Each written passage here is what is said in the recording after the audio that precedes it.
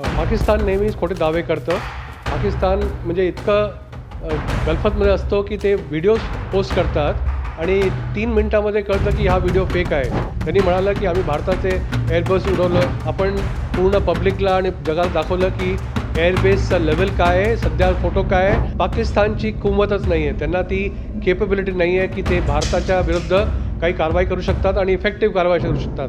आपल्यासोबत निवृत्त major general Anil Bam sir आहेत. सर, काय सांगाल? पुन्हा एकदा हे स्पष्ट झालेलं आहे की पाकिस्तान किती खोटारडा आहे. त्यांनी जे काही आपले बस जे आहे ते उडवल्याचा दावा केला होता ते अगदी खोटं असल्याचं आपल्या सैनिकाकडून जे आहे ते आता सांगण्यात आलं. पाकिस्तान नेहमीच खोटे दावे करतं. पाकिस्तान म्हणजे इतकं गलफतमध्ये असतो की ते व्हिडिओज पोस्ट करतात आणि 3 मिनिटामध्ये कळतं की हा व्हिडिओ फेक आहे. म्हणजे इतकं त्यांचं लेवल लो आहे की त्यांचं प्रोपगँडा पण त्यांना करता येत नाही. त्यांनी म्हणालं की आम्ही भारताचे एअरबस उडवलं, सूरतगड उडवलं, सिरसा उडवलं. आपण पूर्ण पब्लिकला आणि जगाला दाखवलं की एअरबेसचा लेवल काय आहे, सध्या फोटो काय आहे. तुम्ही सॅटेलाईट फोटो काढून पहा, तुम्हाला कळेल की कुठल्या लोकेशनचं काय आहे. पाकिस्तानची कुवतच नाही आहे, त्यांना ती केपेबिलिटी नाही आहे की ते भारताच्या विरुद्ध काही कारवाई करू शकतात आणि इफेक्टिव्ह कारवाई करू शकतात. आजच्या तारखेमध्ये भारताचं जे एअर डिफेन्स सिस्टम आहे, जितके पण एअरबोर्न वेपन सिस्टम्स आहेत ते आपण मारून त्यांना पाडलेलं आहे आणि त्यामुळे कुठल्याही हानी झालेली नाही आहे. पाकिस्तान जितका प्रयत्न करेल त्यांना करू दे, ते सफल होणार नाहीत. एकूणच पाहायला गेलं तर भारतीय सैन्यांची ट्रेनिंग असेल, आपल्याकडे असणारा शस्त्रसाठा असेल आणि लढण्याची कॅपॅसिटी असेल, पाकिस्तानपेक्षा कितीतरी पटाने आपली जास्त आहे. मात्र कुठेतरी आपल्या देशातील नागरिकांना खुश करण्यासाठी असा हा प्रोपोगंडा जे आहे ते कुठेतरी पाकिस्तान राबवताना दिसतोय का? 100%. कारण त्यांना चॉईस नाही आहे, त्यांना गत्यंतर नाही आहे. कारण जर का त्यांनी असं काही म्हटलं नाही आणि दाखवलं नाही तर त्या लोकांना वाटेल, तिथल्या लोकांना की तसंही त्यांना वाटतं आहे की आपलं सरकार, आपलं सैन्य काहीच करत नाही.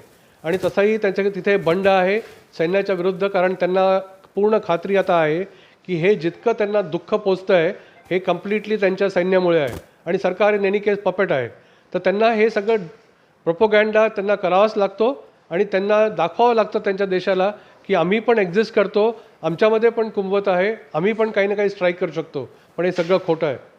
ज्या पद्धतीने युद्धाची गती जी आहे ते सुरू आहे, कुठेतरी आर्थिक मंदी जी आहे ते पाकिस्तानमध्ये उद्भवण्याची शक्यता आहे आणि शक्यतोवर चीन असेल, कुठं आर्थिक मदत जर करतील तर त्याचा परतावा मिळण्यास त्याला शक्यतासुद्धा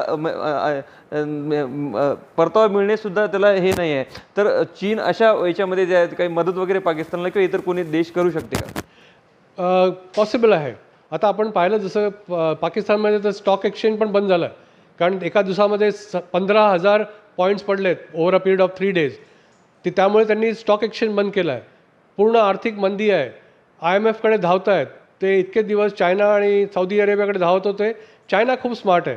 चायना इन्फ्रास्ट्रक्चर बिल्डअप करून देतं, लोन वाढवतं आणि स्वतः त्या एरिया मॅनेज करतं आणि काबीज करतं. सौदी अरेबिया आत्तापर्यंत त्यांना भीक घालत होतं, त्यांनी थांबवलं आहे. कारण आता त्यांना लोकांना कळलं आहे की जितकी भीक द्या ह्यांना, जसं म्हणतात ना, कुवा बहुत गहरा आहे. आणि तो कुवा कुठे आहे? तो फक्त सैन्याकडे आहे.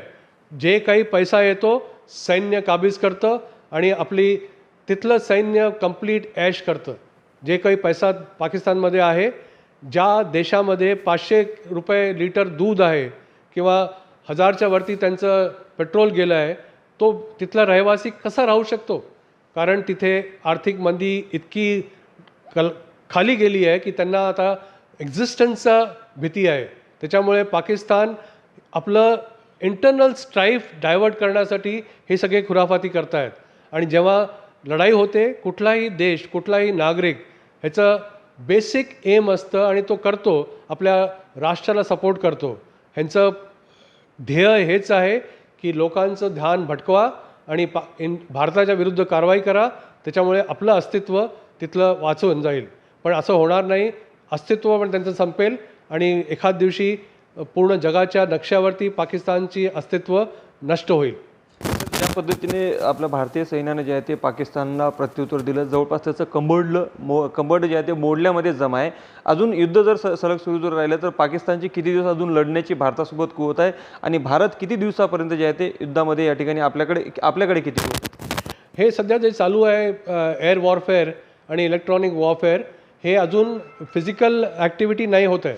त्याच्यामुळे जे गुत्थमगुत्था किंवा ॲक्च्युअल वॉर ऑन ग्राउंड सुरू होईल तेव्हा जे दारुगोळा लागतो आणि जे इक्विपमेंट लागतं, पाकिस्तानची कॅपेबिलिटी 4 या 5 दिवसाच्या अधिक नाही आहे. आणि जेव्हा हे जितकं वॉर प्रोलॉंग होईल आपण पाहू की तितकंच डिफिकल्ट होईल पाकिस्तानला.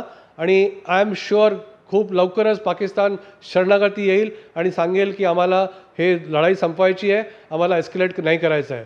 काही दिवस करतील, करू द्या, आपण त्यांना उत्तर देऊ आणि त्यांचं नुकसान आणखीन होईल. खूप खूप धन्यवाद सर. लोकशाही मराठीकरता मी ज्ञानेश्वर पवार, नागपूर. लोकशाही मराठी ऐका, पहा, जागरूक रहा.